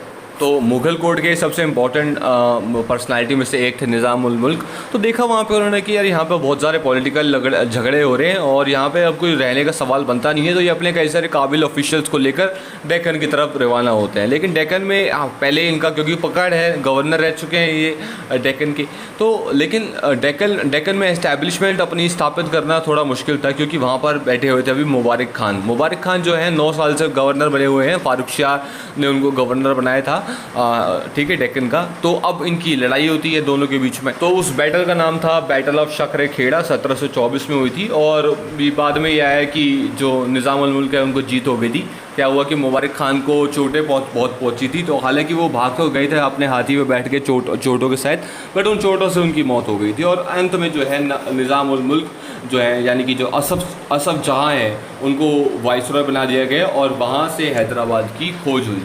अब अगला आता है अवध के बारे में। तो अवध के जो फाउंडर थे, इंडिपेंडेंटली जो फाउंडर थे वो थे सदत खान। सदत खान को हम बुरहान उल मुल्क के नाम से भी जानते हैं। सदत खान जो थे शिया थे, ठीक है। इन्होंने मुग़लों के साथ मिलकर हालांकि नदीर शाह के अगेंस्ट लड़ाई करी थी। नदीर शाह भी एक शिया था। तो जब ये नदीर शाह ने इनको कैप्चर करा तो इनसे पूछा कि ये आपने मेरा साथ क्यों नहीं दिया, आपने उनका साथ क्यों दिया? उन्होंने कहा कि मैं अपने मुल्क अपने राजा के साथ गद्दारी नहीं कर सकता, बेशक मैं शिया हूँ क्यों नहीं हूँ। तो नदीर शाह ने कहा कि मैं तुमको छोड़ देता हूँ, कोई दिक्कत नहीं है, लेकिन मुझे पैसा चाहिए। तो जब वो पैसा, अब धीरे धीरे वो पैसे की थी, तो इनएफिशिएंट रूलर था मोहम्मद क्या कहते हैं रंगीला, उस टाइम पर बहुत इनएफिशिएंट रूलर था। तो फिर इन्होंने बोला कि आप इनसे पैसे और मांगो, इन पे बहुत पैसा है अभी। और हालांकि रोक सकते थे वो नदीर शाह को, लेकिन इनकॉम्पिटेंट रूलर है तो क्या ही कर सकते हैं फिर। बट बाद में अगर हम देखें ना, इनकी जो मृत्यु होती है सदत खान की, ये एक तरह से मिस्ट्री है। कोई कहता है किसी तरीके से हुई है, कोई कहता है किसी तरीके से हुई है। तो लेकिन अगर हम बुक की बात करें तो इनकी मृत्यु ऐसी हुई कि इन्होंने सुसाइड कर लिया इस प्रेशर में, क्योंकि नदीर शाह जो है बहुत ज़्यादा पैसे मांगता था इनसे और इनके पास वो पैसा था नहीं देने को इतना, तो उन्होंने सुसाइड कर ली। बाकी हम कुछ कह नहीं सकते इसके ऊपर। तो अगला बढ़ते हैं, हम अपना बंगाल के बारे में आते हैं। तो बंगाल के जो ये फाउंडर थे वो थे मुर्शीद कुली खान। एक बात आपको और बता दूं कि अवध में जो सदात खान के बाद आए थे सफदर जंग बने थे नवाब ऑफ अवध, ठीक है। तो चलिए बंगाल के बारे में पढ़ते हैं। तो बंगाल के फाउंडर रहे हैं मुर्शीद कुली खान। इनके नाम पर ही मुर्शीदाबाद नाम का जो टाउन है वो बना हुआ है। हालांकि इतना इंपॉर्टेंट नहीं है टाउन अब वो, पहले बट हिस्टोरिकली वो काफ़ी इंपॉर्टेंट है। ठीक है, तो वो कैपेबल रूलर थे। इन्होंने बंगाल को काफ़ी प्रॉस्परस स्टेट बनाया। लेकिन अंग्रेज़ों ने जब आए तो सिराजुद्दौला के बाद बंगाल की पूरी तहस नहस कर दी थी। 1727 में जो इनके बेटे शुजाउद्दीन जो हैं वो गद्दी पर आते हैं और उसके बाद आते हैं सरफराज खान। सरफराज खान को 1740 में अलविरादी खान के द्वारा मार दिया जाता है। अलविरादी खान कौन है? ये डिप्यूटी गवर्नर है बिहार के एट घेरिया डिस्ट्रिक्ट में। ठीक है, फिर इनके पास पावर आ जाती है और अब जो है ये मुग़ल एम्परर की जगह अब जो ये अलविरादी खान है ये गद्दी पर आ चुके हैं बंगाल में। तो अब बात करते हैं राजपूतों के बारे में। अब जो राजपूत आते हैं ये आते हैं इंडिपेंडेंट स्टेट्स में, क्योंकि भाई हम मानते हैं कि हम मुगल्स के लिए हमारी अपनी खुद की इंडिपेंडेंट स्टेट है। इनका मेजर रीज़न जो है अपना अलग स्टेट बनाने का ये रहा है कि जो औरंगज़ेब था वो रिलीजियस इंटॉलरेंट था। मुगल्स मुस्लिम कम्युनिटी को ही फेवर करता था, बाकी चीज़ों को नहीं करता था। तो एक मेजर रीज़न ये था कि जो इंडिपेंडेंट स्टेट्स इमर्ज होकर आई हैं। तो राजपूतों ने अपनी इंडिपेंडेंस जो है 18th सेंचुरी में अराउंड री एस्टैब्लिश करने की कोशिश करी थी। तो ये मुग़ल रूलर जो है बहादुर शाह वन, क्या हुआ था कि अजीत सिंह 1708 में थे। इन्होंने अपना एक अलायंस बनाया जय सिंह के साथ, जय सिंह 2 के साथ और दुर्गादास राठौड़ के साथ। ठीक है, अब अलायंस ब्रोक करने की कोशिश करी मुग़ल रूलर बहादुर शाह वन ने। ठीक है, बट बहादुर शाह वन ने कोशिश करी कि थोड़ा बहुत जो है अलायंस तोड़ने की कोशिश करी, बट राजपूतों का अब जो है वो इनकी जो टेरिटरी है वो बढ़ चुकी थी। हालांकि जो दिल्ली के साउथ से लेकर वेस्टर्न कोस्ट तक इनका बेसिकली रूलिंग चलती थी। तो अगली आती है मैसूर। मैसूर जो है 18वीं सदी में आया था। ईस्टर्न एंड वेस्टर्न घाट्स के यहाँ पर लोकेटेड है। ठीक है, वोडियार डायनेस्टी के जो शासन थे वो यहाँ पर राज करते थे पहले, मतलब उनका था ये। उसके बाद जो है हैदर अली आया। हैदर अली ने बहुत लड़ाइयाँ झेली मराठाओं की, अंग्रेज़ों की, अपने इस जगह को बचा के रखा। फिर टीपू सुल्तान आया। टीपू सुल्तान ने भी सेम करा, लेकिन उसके बाद जो है फिर टीपू सुल्तान के बाद मैसूर उन सबसे छीन लिया गया और अंग्रेज़ों के पास ये चीज़ आ गई। तो अगली बात करते हैं आप केरल के बारे में। केरल जो है मर्तंडा वर्मा के द्वारा इस्टेब्लिश करा गया था केरल। ठीक है, और जिसकी कैपिटल थी ट्रेवनकोर। और इन्होंने अपनी बाउंड्री जो है कन्याकुमारी से लेकर कोचिन तक फैलाई। इन्होंने बहुत एफर्ट्स करे कि वो अपनी आर्मी को वेस्टर्न मॉडल्स की तरह अडॉप्ट करें, ऑर्गेनाइज़ करें और अपनी स्टेट को डेवलप करें और कई सारे मेजर्स उसके अंदर लाए। ठीक है, तो अगले आते हैं जाट्स। एग्रीकल्चरिस्ट जाट जो है वो दिल्ली के अराउंड, मथुरा के अराउंड, आगरा के अराउंड रहने लगे। और ये एक तरह से इनकी जो औरंगज़ेब की जो पॉलिसीज़ होती थी उनका बहुत ही ज़्यादा ये रिवोल्ट करते थे, क्योंकि उनको लगता था ये बहुत ही ज़्यादा ऑप्रेसिव है। तो इन्होंने रिबेल करने की कोशिश करी जाट लोगों ने। ठीक है, मुग़ल एम्पायर के अगेंस्ट मथुरा में करने की कोशिश करी थी 1669 के अंदर, तो फेल हो गए थे। ठीक है, गोकुला जो लीडर था इनका सक्सेसफुल नहीं हुए थे। ठीक है, लेकिन इनिशियल सेटबैक्स के बाद जो एक दो बंदे थे चूरामन और बदन सिंह, इन्होंने कोशिश करी किंगडम बनाने की और लास्ट में ये 18वीं सदी में भरतपुर नाम का किंगडम इन्होंने बनाया था, बट वो सूरजमल के अंडर था। और जाट की पावर जो है अब अपनी चरम सीमा पर पहुंच चुकी थी। तो सूरजमल ने अपना क्या करा, जो एडमिनिस्ट्रेशन है उनका बहुत ही एफिशिएंट सिस्टम ये लेकर आए थे और इन्होंने अपनी टेरिटरी जो है बहुत ज़्यादा एक्सटेंड करी थी। इनकी टेरिटरी जो है ईस्ट में गंगा से और साउथ में चंबल तक इनकी फैली हुई थी। और बीच में सूबा जो थे आगरा के, मथुरा के, मेरठ के, अलीगढ़ के, वो इनके अंडर कवर थे। ठीक है, जाट स्टेट जो है फिर उनका डिक्लाइन होता है जब सूरजमल की मृत्यु हो जाती है 1763 में। उसके बाद जो स्टेट है वो स्मॉल एरियाज़ में स्प्लिट हो जाती है और कई सारे छोटे छोटे ज़मींदार के द्वारा जो है वो कंट्रोल करी जाती है, जिनका मेन काम सिर्फ लूटना होता है और कुछ नहीं होता। अब बात करते हैं सिखों के बारे में। बात है 1675 की, जब औरंगज़ेब ने हमारे 9th-6th गुरु जो कि गुरु तेग बहादुर थे उनको अरेस्ट करा था और उनको एग्जीक्यूट करा था, क्योंकि उन्होंने शीश कटवाना ज़्यादा अपना पसंद करा था, जबकि इस्लाम को वो नहीं कबूल करना चाहते थे। ठीक है, गुरु ने सपोर्ट करे थे कश्मीरी पंडित्स की राइट्स को और उनको प्रोटेक्ट करा था उनको, ताकि क्योंकि जो मुगल्स जो लोग थे वो कश्मीरी पंडित्स का परसिक्यूशन कर रहे थे। ठीक है। उसके बाद फिर गुरु गोबिंद सिंह जो है वो गुरु तेग बहादुर के सक्सेसर बने और उन्होंने ओपनली रिबेल करा औरंगजेब के अगेंस्ट, ठीक है। उन्होंने सिख कम्युनिटी जो एक रिलीजियस कम्युनिटी थी, ठीक है, उनको एक मिलिटेंट सेक्ट में कन्वर्ट कर देता डिफेंस के लिए, ठीक है। और उनकी क्या ताकि उनकी जो रिलीजन है, उनकी जो लिबर्टीज़ हैं, उनको डिफेंस करा जाए, और इसलिए उन्होंने जो सिख कम्युनिटी थी उनको एक मिलिटेंट सेक्ट में कन्वर्ट करा। उसके बाद सबसे मेजर जो लीडर आया था वो सिखों में 1708 में, वो थे बंदा बहादुर। बंदा बहादुर को जो है हरा दिया था और उनको मार दिया गया था, ठीक है। और जब नादिर शाह और अहमद शाह अब्दाली जब वो इन्वेड कर रहे थे तो सिखों ने अपनी जो अथॉरिटी है, अपनी जो पावर है वो बढ़ाई और उन्होंने अपना आपको 12 मिसल्स में ऑर्गेनाइज़ करा। और जो 12 मिसल्स थे ये अपनी इनके किंगडम पे अलग जगहों पर इनका कंट्रोल था। अभी जो क्रेडिट था ये स्ट्रॉन्ग किंगडम पंजाब बनाने का वो जो आता है महंत सिंह के बेटे को, जिनका नाम है रंजीत सिंह। वो शुक्राचार्य मिसल का लीडर था। हालांकि ये गोल्डन टेम्पल में जाकर ये लोग डिस्कस करते थे जो भी इनकी प्लान्स वगैरह होते थे। तो रंजीत सिंह ने सबको एक तरह से बांध के रखा। रंजीत सिंह ने अपना जो एरिया है वो बहुत फैलाया, ठीक है। तो सतलुज से लेकर झेलम तक की जो टेरिटरी है वो सारा नॉर्थ वेस्टर्न फ्रंटियर प्रोविंस जो है वो सारा सिखों का था। लाहौर इन्होंने 1799 में कॉन्कर कर लिया था और अमृतसर में फतह इन्होंने 1802 में हासिल करी थी, ठीक है। और जो एक ब्रिटिश के साथ रंजीत सिंह को पता था कि यार ब्रिटिशर्स से टक्कर लेना अभी इनके लिए सही नहीं रहेगा, तो उन्होंने ट्रीटी ऑफ अमृतसर बनाई थी। तो जो सतलुज टेरिटरीज़ हैं, जो सतलुज के मतलब बाउंड्री एरियाज़ हैं, वो सारे क्या कहते हैं सिखों के होंगे। जो सेंट्रल एरिया है वो एक तरह से ब्रिटिश लोगों का होगा। तो ये एक तरह से टेरिटरी थी, मतलब ट्रीटी थी। तो रंजीत सिंह ने जो है एक तरह से एक एफिशिएंट एडमिनिस्ट्रेटर का काम भी कराया। इन्होंने अपनी जो आर्मी है वो मॉडर्नाइज़ करी है यूरोपियंस की मदद से, ठीक है।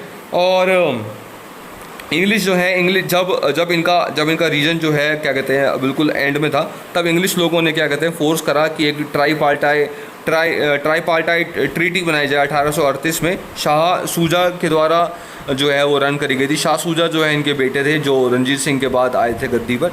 अब जैसे ही रंजीत सिंह जो है उनकी डेथ हुई, रंजीत सिंह की डेथ हुई थी 1839 में, और उसके बाद इमीडिएटली जो है इनका तख्ता जो है बिल्कुल पलट गया था और ब्रिटिशर्स ने सिखों को अपने कंट्रोल में ले लिया और उसके बाद सिख कभी भी रिवाइव नहीं कर पाए। इसके बाद आते हैं मराठास। सिखों के बाद अगर कोई राज कर सकता था तो वो थे मराठास, जो सबसे ज़्यादा पावरफुल कम्युनिटी थी। अब तो मराठाओं की बात करते हैं तो मराठाओं का जो प्रोविंस था बहुत ही पावरफुल और बहुत ही ज़्यादा फैला हुआ प्रोविंस था। पेशवास की लीडरशिप में ये लोग थे। तो मराठाओं की जो शुरुआत हुई थी वो मालवा और गुजरात को अपना कब्ज़े में लेकर हुई थी। वहाँ से इन्होंने अपना रूल एस्टैब्लिश करा था।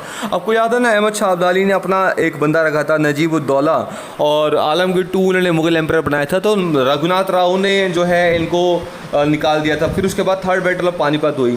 थर्ड बैटल ऑफ पानीपत की एक ज़्यादा जो है कमज़ोरी ये थी कि मराठाओं ने दोस्त नहीं बनाए थे अपने, और ना इनको ज़रूरत थी बनाने की। तो ये सोच रहे थे हम लड़ लेंगे खुद ही, और वहाँ पर जो है अहमद शाह अब्दाली ने इनको हरा दिया था, ठीक है। तो मराठा हालांकि क्विकली रिकवर हो गए थे इस डिफीट से, और उन्होंने अपना अगला चैलेंज रखा था ईस्ट इंडिया कंपनी को। और यहाँ पर जो है पॉलिटिकली सुप्रीमेसी की वजह से इंग्लिश इंडिया कंपनी की, तो मराठाओं को यहाँ पर हार माननी पड़ी। तो अब बात करते हैं कि क्या नेचर रहा है और क्या लिमिटेशन रही हैं इन रीजनल स्टेट्स की। देखो बेसिकली इसमें क्या है कि इनका इंडिपेंडेंट पॉलिटिकल सिस्टम कितना भी हो गया हो, कितने भी ये लोग सेपरेट हो गए हो, लेकिन इन्होंने जो टाई थे, मतलब रिश्ते जो हैं मुगल इंपीरियल अथॉरिटीज़ से ख़त्म नहीं करे। ये अभी भी उनकी इम्पोर्टेंस समझते हैं, एक्नॉलेज करते हैं, ठीक है। चाहे कितने भी वो इनकॉम्पिटेंट हो और ढंग का ना हो और इनके रिलेशन ख़त्म हो गए हो, लेकिन फिर भी एक जो सुप्रीम अथॉरिटी है अभी मुग़ल एम्परर ही हैं। जो रिबेल चीफ टेंस थे, बेसिकली जो मराठास थे और जो सिख्स थे, वो भी रिकग्नाइज़ करते हैं कि मुग़ल एम्परर जो है अभी सुप्रीम अथॉरिटी है, तो कुछ कर नहीं सकते हम अभी। अब अगर हम इनके पॉलिटिकल सिस्टम की बात करते हैं तो ये पॉलिटिकल सिस्टम जो इनका है वो रीजनल करेक्टर का है, ना कि सेंट्रल करेक्टर का है, कि मतलब पूरी पैन इंडिया में अवेलेबल हो इनकी फंक्शंस। ये रीजनल लेवल्स पर इन्होंने अपने कर रखे हैं, और जो है इनका सपोर्ट कोलैबोरेटिव सपोर्ट से फंक्शन करते हैं, ठीक है। ऐसा नहीं है कि यार सारा काम खुद ही कर लेंगे, क्योंकि भाई सपोर्ट की ज़रूरत है ही है इन्हें। अब जब जो बात करते हैं हम कोलैबोरेटिव सपोर्ट की, तो किन किन लोगों का सपोर्ट आएगा, तो लोकल ग्रुप्स का सपोर्ट आएगा, जैसे ज़मींदार का आएगा, मर्चेंट्स का आएगा, लोकल नोबल्स का आएगा, और अलग जो चीफ टेंस थे उनका आएगा, ठीक है। तो इसीलिए जो प्रोविंशियल रूलर्स हैं ना, ये इनको लोकल इंटरेस्ट का ध्यान रखना पड़ेगा ताकि अपने आप को मेंटेन कर सके। हालांकि हाँ बिल्कुल सही बात है, एक्सेप्शंस तो होगी इनकी। जैसे एग्जांपल अगर हम बात करें मैसूर रूलर्स की, मैसूर रूलर्स ने एक भी लोकल चीफ्टन्स को रिकग्नाइज नहीं करा, ठीक है। तो ये रीजनल स्टेट्स की कुछ लिमिटेशंस भी हैं इसमें। अब जितने भी रीजनल स्टेट्स थी इन सबकी लिमिटेशंस थी। ये जो प्रोविंशियल रूलर्स थे ना, ये बेसिकली फेल हो गए थे। ये कोई सिस्टम बना ही नहीं पाए जो कि साउंड फाइनेंशियली साउंड हो, एडमिनिस्ट्रेटिव लेवल पे अच्छा हो, मिलिट्री ऑर्गेनाइजेशन इतनी अच्छी हो। भाई इतने अभी तो बनी है, इतनी जल्दी क्या कर लेंगी, है ना।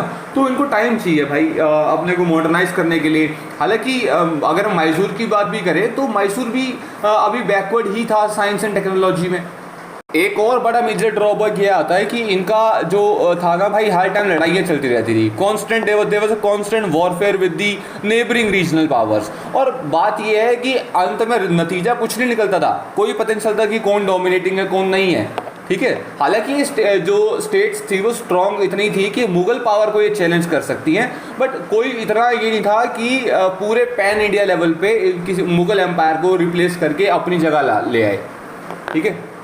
आगे हमने ऐसी देखने को मिलता है कि भाई जागीरदारी क्राइसिस इंटेंसिफाई हो जाते हैं, एग्रीकल्चर से जो इनकम आ रही होती है वो डिक्लाइन हो जाती है। हालांकि एक चीज़ जरूर चल रही थी, वो है ट्रेडिंग, इंटरनल हो या फॉरेन हो, वो तो चल ही रही थी विदाउट डिसरप्शन, और वो इकोनॉमी को भी प्रॉस्पर कर रही थी। लेकिन अगर हम बाकी देखें, रीजनल इकोनॉमी जो देखें, वो अभी भी स्टैग्नेटेड ही थी, चाहे क्योंकि हर चीज़ ट्रेड से तो हम कर नहीं सकते ना, सारी चीज़ें हमारी ट्रेड पर थोड़ा चल सकती है। अब बात करते हैं हमारी सोशो इकोनॉमिक कंडीशंस कैसी थी, ठीक है। अगर हम बात करते हैं देखो 18वीं सेंचुरी की ना, तो इंडिया जो है उस टाइम पर इकोनॉमिकली सोशली कल्चरली बिल्कुल प्रोग्रेस कर ही नहीं रहा था। It was failing to do that, ठीक है। और वो एक एडुकेट पेस ही नहीं बना पा रहा था इंडिया जो है। हालांकि जो लैंड है बहुत पहले बहुत अच्छा था, लेकिन अब जो है या तो यहाँ पर एक्सट्रीम पॉवर्टी है, या फिर एक्सट्रीम लग्जरी है, या गरीब है बिल्कुल और अमीर ही है बिल्कुल, ठीक है। ये सीन चल रहा है यहाँ पर, दोनों ही एग्जिस्ट कर रहे हैं side by side. Extreme poverty भी हो रही है, एक्सट्रीम लग्जरी भी हो रही है। और ये जो गरीब हाल है ना, जितने ये जो कॉमन पीपल हैं, यही इम्पोवरिश्ड रह रहे हैं, बैकवर्ड है, ये ओप्रेस्ड है, और बिल्कुल मामूली सी बेयर सब्सिस्टेंस लेवल पर ये ज़िंदगी जी रहे हैं। और जो बात करें रिच की, बहुत पावरफुल लोगों की, वो अपनी लाइफ बिल्कुल लेविशनेस, बहुत ही लग्जरी तरीके से जी रहे हैं, ठीक है। इंडियन लोगों की ज़िंदगी बिल्कुल नरक के बराबर थी, ठीक है, कहीं कोई रहने का सीन ही नहीं था। बट एक बात और थोड़ी सी संतुष्ट होती है कि अगर चलो अभी तो जितना है सो है, लेकिन अगर हम और 100 साल चले जाएं अंग्रेज़ों के राज में और ज़िंदगी देखें, तो वो ज़िंदगी से बढ़िया ज़िंदगी अभी जो है ये है उनका, तो और हमारा वो बिल्कुल ख़त्म कर देंगे, बिल्कुल जान ही ले लेंगे हमारी।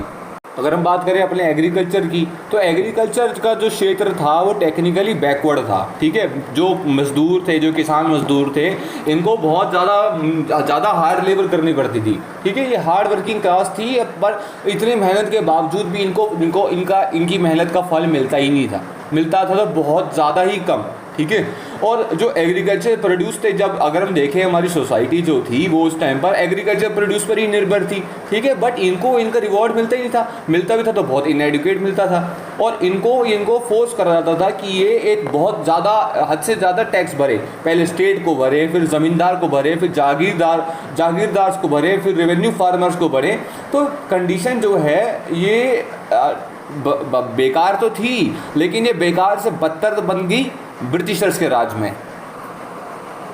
तो अगर हम ट्रेड एंड इंडस्ट्री की बात करते हैं, तो हालांकि हम हैंडीक्राफ्ट्स और एग्रीकल्चर प्रोडक्ट्स में सेल्फ सफिशिएंट तो हैं, लेकिन इंडिया बात करें इंपोर्ट और एक्सपोर्ट की, तो इंपोर्ट तो फॉरेन गुड्स पे कोई लार्ज स्केल पे होता नहीं था हमारे यहाँ। और भाई ये बात इंडस्ट्री और एग्रीकल्चर प्रोडक्ट्स की, तो उनकी बहुत गुड डिमांड थी फॉरेन मार्केट्स में, ठीक है।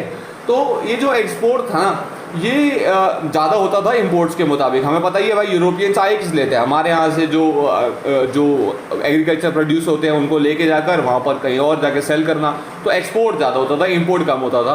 बट बैलेंस हो गई थी ट्रेड इंपोर्ट और एक्सपोर्ट की जब सिल्वर एंड गोल्ड हमारे यहाँ पे हम लेते थे, क्योंकि हमारा इंडिया जो है वो सिंक ऑफ प्रीशियस मेटल्स के नाम से प्रसिद्ध था।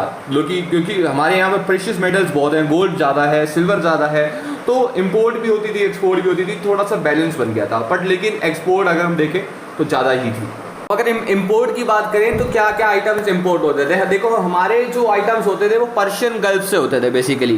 तो पर्ल्स होती थी, रॉ सिल्क होता था, वूल, डेट्स खजूर यानी कि ड्राई फ्रूट्स होते थे, गुलाब जल होता था। अरेबिया से हम coffee, gold, drugs and honey लेते थे। चाइना से हम चाय पत्ती, चीनी, प्रोसलिन और सिल्क लेते थे। तिब्बत से हम सोना लेते थे, मस्क लेते थे, वोलन क्लोथ्स लेते थे। अफ्रीका से हम आइवरी लेते थे, ठीक है, ड्रग्स लेते थे। और यूरोप से हम वुलन क्लोथ्स लेते थे, कॉपर लेते थे, आयरन लेते थे, लेड लेते थे और पेपर लेते थे। एक्सपोर्ट्स की बात करें तो कॉटन एक्सपोर्ट होती थी, रॉ सिल्क होती थी, सिल्क के फैब्रिक्स होते थे, हार्डवेयर होता था, इंडिगो होता था, ओपियम होता था, सल्पेट्रे होता था, चावल, गेहूँ, चीनी, काली मिर्च और सिनेमन, कार्डमन, अदर स्पीसीज जो भी स्पाइसेस जो हो गए, और प्रीशियस स्टोन्स हो गई, और ड्रग्स भी एक्सपोर्ट होती थी, ठीक है। अगर हम देखें टेक्सटाइल इंडस्ट्री के इम्पोर्टेंट सेंटर्स तो डक्का में है, मुर्शिदाबाद में है, पटना में है, सूरत में फैक्ट्री है कई सारी। पीटर द ग्रेट कहते हैं कि कॉमर्स जो है इंडिया में वो कॉमर्स वर्ल्ड की है, और जिसने इंडिया की कॉमर्स पे पकड़ जमा ली, एक्सक्लूसिवली कमांड रख ली, वो ही बन गया यूरोप का डिक्टेटर। उनका ये भी कहना है कि इंडिया जो है एक बहुत ही बड़ा इंडस्ट्रियल, बहुत ही बड़ा मैन्युफैक्चरिंग नेशन हो सकता है, यूरोप से भी ज़्यादा और किसी भी अदर एशियन कंट्री से ज़्यादा। इनके यहाँ के जो टेक्सटाइल गुड्स हैं, इतने फाइन प्रोडक्ट्स हैं, इनकी कॉटन, इनके लूम्स, इनके वूल, इनके लिनन, इनके सिल्क सबसे ज़्यादा फेमस है पूरे सिविलाइज वर्ल्ड में। और इनकी ज्वेलरी सो एक्सक्लूसिव, सो ब्यूटीफुल, और इनके जो प्रीशियस स्टोन्स हैं क्या तरीके से तराशते हैं, क्या इनकी पोट्री है, क्या इनके सेरेमिक्स है, क्या क्वालिटी, क्या कलर, फुल ऑन तारीफ कर रखी है पीटर द ग्रेट ने इनकी। क्या आर्किटेक्चर है इनका, ब्यूटी है हर जगह वर्ल्ड में, क्या इंजीनियरिंग वर्क्स हैं, कितने ग्रेट मर्चेंट्स हैं, great businessman, great bankers, financiers, सब चीज़ ग्रेट है हमारे यहाँ। Such was the India which the British found when they came. After that, everything went opposite. जो नीचे वाली लाइन है आर्किटेक्चर और बिजनेसमैन वगैरह वाली, वो J.D. सुंदरलैंड ने लिखी है, ना कि पीटर द ग्रेट ने। अगली बात करते हैं शशि थरूर की। शशि थरूर ने एक नॉवल, एक बुक थी एरा ऑफ डार्कनेस, तो उसमें कई लिखा था, उन्होंने बोला था कि कई सेंचुरीज तक हमारे जो हैंडलूम वीवर्स थे बंगाल के, उन्होंने वर्ल्ड के मोस्ट डिज़ायरेबल फैब्रिक्स प्रोड्यूस करे हैं, specially the fine muslin clothes, light as a woven air, बिल्कुल हवाई की जैसे लाइट होते हैं एकदम शानदार तरीके से। और यूरोपियन ड्रेस मेकर्स तो कुछ भी नहीं है इनके आगे। और लेट जैसे हम देखते जाते हैं मिड 18 सेंचुरी में बंगाल की टेक्सटाइल जो है वो अभी भी एक्सपोर्ट हो रही है इजिप्ट में, टर्की में, पर्शिया में, वेस्ट में, और जावा, चाइना, जापान, ईस्ट में, ठीक है। और वेल एस्टैब्लिश्ड ट्रेड रूट्स हैं as well as to the Europe. अगर हम बात करें शिप बिल्डिंग इंडस्ट्री की तो महाराष्ट्र, जो आंध्र रीजन था और जो बंगाल था, वो बेसिकली लीडर्स थे शिप बिल्डिंग के। इंडियन शिप जो है, इंडियन शिपिंग बेसिकली फ्लोरिस्ट होती है केरल कोस्ट पे, यानी कि कैलिकट पे और क्विलोन पे, जहाँ पर जो ज़ेमरीन थे कैलिकट के राजा, आपको पता ही है जब पोर्तुगीज आए थे, ठीक है। तो वो मुस्लिम कुंजली मराइकर्स बेसिकली क्या होते हैं कि जो मुस्लिम कुंजाली मराइकर्स है ना, ये लोग इनको समुद्र से डर नहीं लगता। इनकी बहुत ज़्यादा कोई भी समुद्र में कोई जहाज वाज चलाना हो तो इनके पास काफ़ी अच्छी एबिलिटी है। तो ये लोग जो ज़मरीन है वो इनको अपनी नेवी में यूज़ करते थे, ठीक है। उसके बाद एक और था कि शिवाजी भोसले जो थे, शिवाजी भोसले ने अपनी नेवी में ऐसा गुड डिफेंस बना रखा था वेस्ट कोस्ट में बेसिकली पोर्तुगीज़ के अगेंस्ट। तो और बिपिन चंद्र के अकॉर्डिंग जो यूरोपियन कंपनीज़ हैं उन्होंने भी कई सारी इंडियन मेड शिप्स जो हैं अपने यूज़ के लिए लेके गए हैं वो। तो अगर हम एजुकेशन के स्टेटस की बात करते हैं तो एजुकेशन जो है 18वीं सदी में इंडिया में आती है। हालांकि पहले तो ट्रेडिशनली जो हमारे वेद जो पढ़ा रहे थे वो पढ़ा रहे थे, ठीक है। और जबकि हम बाहर वेस्ट में देखते हैं तो हम उनकी जो डेवलपमेंट्स हो रही है वो उनका मैच नहीं कर पा रहे, क्योंकि हमें सिखाया ही नहीं जा रहा। हमारी नॉलेज कहाँ तक है? हमारी नॉलेज लॉ तक है, लिटरेचर तक है, रिलीजन तक है, फिलोसफी तक है और लॉजिक तक है। हम natural science, physical science, technology, even geography ये तक हम नहीं पढ़ पाते, हमें पढ़ाया ही नहीं गया कुछ भी, ठीक है। तो हमने देखा था ना कि यूरोप में रेनेसेंस का पीरियड आ रहा है, लोग अपनी अलग अलग एक्सपेरिमेंट्स कर रहे हैं, चीज़ें ढूंढ के आ रहे हैं, हमें नहीं मिली वो। हमारी जो एलिमेंट्री एजुकेशन थी हिंदूज और मुस्लिम्स में वो बिल्कुल अलग अलग थी। हिंदू और मुस्लिम की एलिमेंट्री स्कूल्स जो थे वो पाठशाला होती थी, एक मकतब होते थे, मुसलमानों के मकतब होते थे, हमारे पाठशाला होती थी। एजुकेशन सिर्फ रीडिंग, राइटिंग और अरिथमेटिक तक रहती थी। चिल्ड्रन जो है लोअर कास्ट के कभी कभार तो वो स्कूल ही नहीं जा पाते थे, फीमेल की प्रेजेंस भी वहाँ पर बड़ी रेयर थी, तो स्टेटस जो है एजुकेशन का बहुत ही ज़्यादा वीक था। तो छत्तीसपतीस और टोल्स ये जो है बिहार और बंगाल में थे, ये बेसिकली सेंटर है हायर एजुकेशन के। और अगर हम फेमस कोई संस्कृत एजुकेशन की बात करें तो काशी, वाराणसी सबसे बेस्ट है, और तिरूत जो मिथिला में है, ठीक है, ये जो है ये हायर एजुकेशन है संस्कृत में। और कहा जाता था कि जिनको जो बंदे जो इंटरेस्टेड हैं कुरान और मुस्लिम्स की थियोलॉजी पढ़ने में, उनको अरबिक में प्रोफिशेंसी होना बहुत ज़रूरी है, उनको अरबी भाषा पूरी आनी चाहिए। तो एक लैंग्वेज और लिटरेचर की बात करें तो हमारा कल्चर वैसे ही रिच रहा है, बट हमारा कल्चर कहाँ मार खाता है, वो है साइंस और टेक्नोलॉजी में और रेनेसेंस के पीरियड में। अगला टॉपिक आता है हमारा सोसाइटल सेटअप। जैसे कि आप लोग जानते हो हमारा जो देश है, इतनी जातियाँ, इतने सेक्ट्स बने हुए थे, there were many caste and there were many sects. तो 18वीं जो शताब्दी थी हमारी, तो वो ऐसी थी, अगर हम देखें तो ट्रेडिशनल आउटलुक था, हम मॉडर्नाइज होने की कोशिश नहीं कर रहे थे, हमारी जो सोसाइटी थी वो स्टैग्नेशन थी, ठीक है। हालांकि कुछ सर्टेन डिग्री ऑफ कुछ ब्रॉड कल्चरल यूनिटी जरूर थी, लेकिन फिर भी लोग जो हैं बटे हुए थे, कास्ट के बेसिस पे बटे हुए थे, रिलीजन के बेसिस पे बटे हुए थे, रीजन के बेसिस पे बटे हुए थे, ट्राइब के बेसिस पे बटे हुए थे, लैंग्वेज के बेसिस पे बटे हुए थे। यार यही तो, जब यूनिटी नहीं थी ना, हमारी सबसे मेजर डिफेक्ट्स यही था कि हमारी कंट्री में यूनिटी नाम की कोई चीज़ नहीं थी, ठीक है, जो कि बहुत लेट हमें समझ आया। और हमने जब यूनिटी दिखाई और हमने बिल्कुल तख्ता जो है पलट के रख दिया। तो ये जो फैमिली सिस्टम था बेसिकली अगर हम अपना देखते हैं तो वो भी पेट्रियार्कल था, और कास्ट जो था हमारा एक तरह से सेंट्रल फीचर था सोशल लाइफ का हमारी हिंदूज़ की, ठीक है। अगर हम 4 वर्नास की बात करें तो जो इन चीज़ों को छोड़ के, जो वर्नास को छोड़ के, हिंदू जो है कई सारी सब कास्ट में भी बटे हुए थे, जो कि परमानेंटली फिक्स थी एज़ पर देयर उनकी जो जगह थी अपने सोशल स्केल में हमारे, वो बिल्कुल फिक्स थी, ठीक है। अगर मान लो किसी को प्रोफेशन वगैरह चूज़ करना होता था तो वो भी कास्ट को जरूर कंसीडर करते थे, तभी जाकर बोलते थे कि क्या ये सूटेबल है या नहीं है। हालांकि एक्सेप्शंस तो ज़रूर थे इस चीज़ के भी, लेकिन वो लार्ज स्केल के ऊपर थे, ठीक है। और जो कास्ट स्टेटस था वो बहुत ही फ्लूइड था, वो चेंज हो सकता था, और हुआ भी होगा कई सारे पार्ट्स में हमारे देश के, ज़रूर हुआ होगा। अभी जो अगर हम इस्लाम की बात करते हैं तो इस्लाम में सोशल इक्वालिटी तो है मुस्लिम्स में, लेकिन फिर भी वो डिवाइडेड है कास्ट, रेस, ट्राइब और स्टेटस के बेसिस पे। रिलीजियस कंसिडरेशन जो है वो मतलब बेसिकली सुन्नी और शिया में बटी हुई थी, ठीक है। और रीजन का बेसिस पर भी हमने काफ़ी बंटवारे कर रखे थे, जैसे ईरानी मुस्लिम्स हो गए, अफ़गान हो गए, टुरानी हो गए, हिंदुस्तानी हो गए, ठीक है। तो मुस्लिम नोबल्स जो हैं और मुस्लिम ऑफिशियल्स हैं वो दोनों अपने एक दूसरे में डिस्टेंस रखते थे। शरीफ मुस्लिम जो होते थे वो नोबल्स और स्कॉलर्स और प्रीस्ट होते थे, और आर्मी अफेयर्स जो हैं ज़्यादातर अजलफ मुस्लिम्स के द्वारा लिया जाता था। लोअर क्लास मुस्लिम्स भी होते थे, हायर क्लास मुस्लिम्स भी होते थे, ठीक है।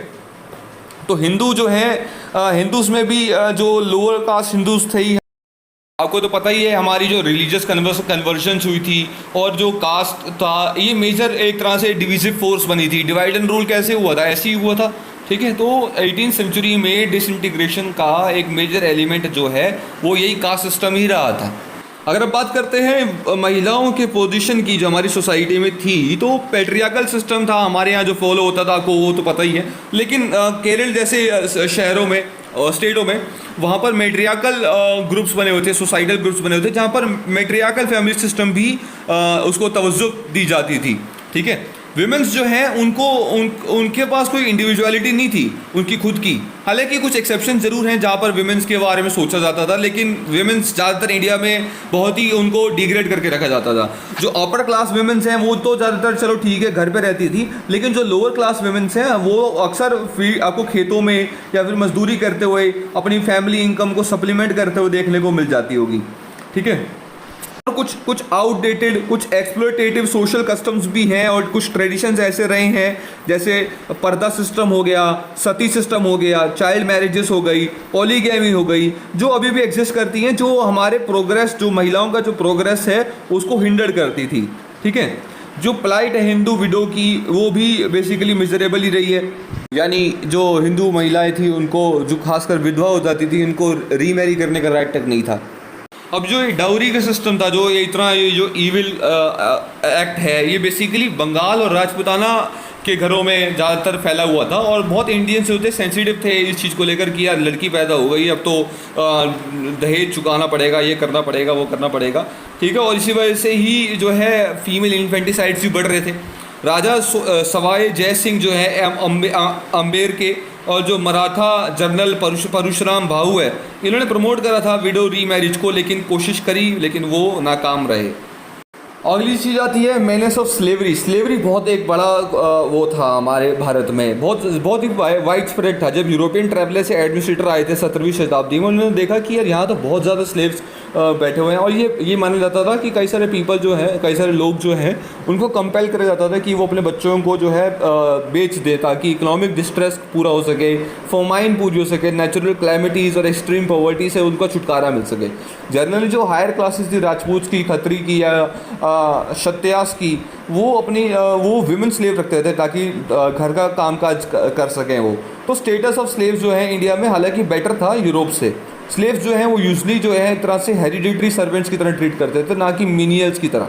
मैरिजेस जो होती थी वो स्लेव्स में होती थी और उनके जो ऑफस्प्रिंग्स आते थे वो वेडलॉक से, वो उनको स्लेव नहीं माना जाता था, उनको फ्री सिटीज़न ही माना जाता था। ठीक है, तो ये थोड़ा सा बेटर था बाकी हमारे यहाँ से, उनसे यूरोप से। और स्लेव की ट्रेड भी हुई थी। यूरोपियन ट्रेडिंग कंपनीज ने ये स्लेव्स जो है बंगाल, असम, बिहार की मार्केट से लेके जाते थे और यूरोपियन और अमेरिकन मार्केट में बेच देते थे। अबेशियन स्लेव्स जो हैं वो ज़्यादातर सूरत, मद्रास और कलकत्ता में बेचे जाते थे।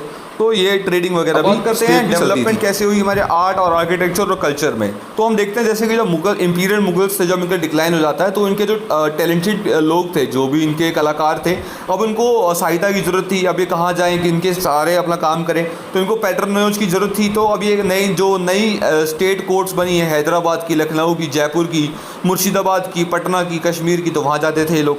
लखनऊ में असफुद्दौला जो है उन्होंने बिल्ड करा था एक बड़ा इमामबाड़ा 1784 में हुआ था।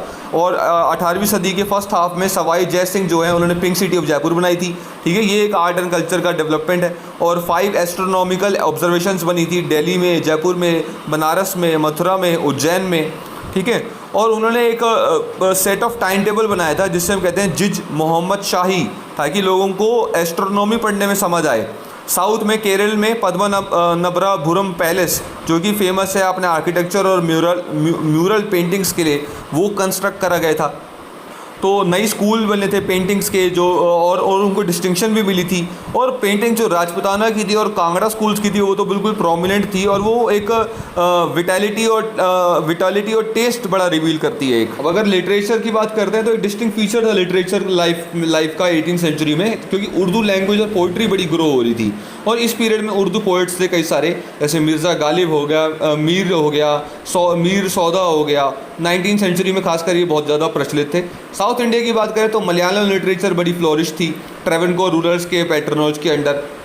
तो ये यहाँ पे लिटरेचर का बड़ा लैंग्वेज का वो था। तमिल लैंग्वेज बड़ी ज़्यादा चल रही थी, सितार पोइट्री के साथ एनरिच करी जाती थी इसको। पंजाबी लिटरेचर भी थी, हीर रांझा जो एक तरह से रोमांटिक एपिक है अब तक का पंजाबी लिटरेचर में, वो कंपोज कर रहा था वारिस शाह ने। सिंधी लिटरेचर में शाह अब्दुल लतीफ़ जो है उन्होंने कंपोज करा था रिसालो, जो कि एक पोएम्स का कलेक्शन है। तो ये कुछ एग्जाम्पल्स रह चुके हैं इन चीज़ों के। तो यहाँ हमारा चैप्टर 4 जो है ख़त्म हो जाता है। आशा करता हूँ आपको ये समझ आया होगा और पसंद आया होगा। So thank you and have a nice day.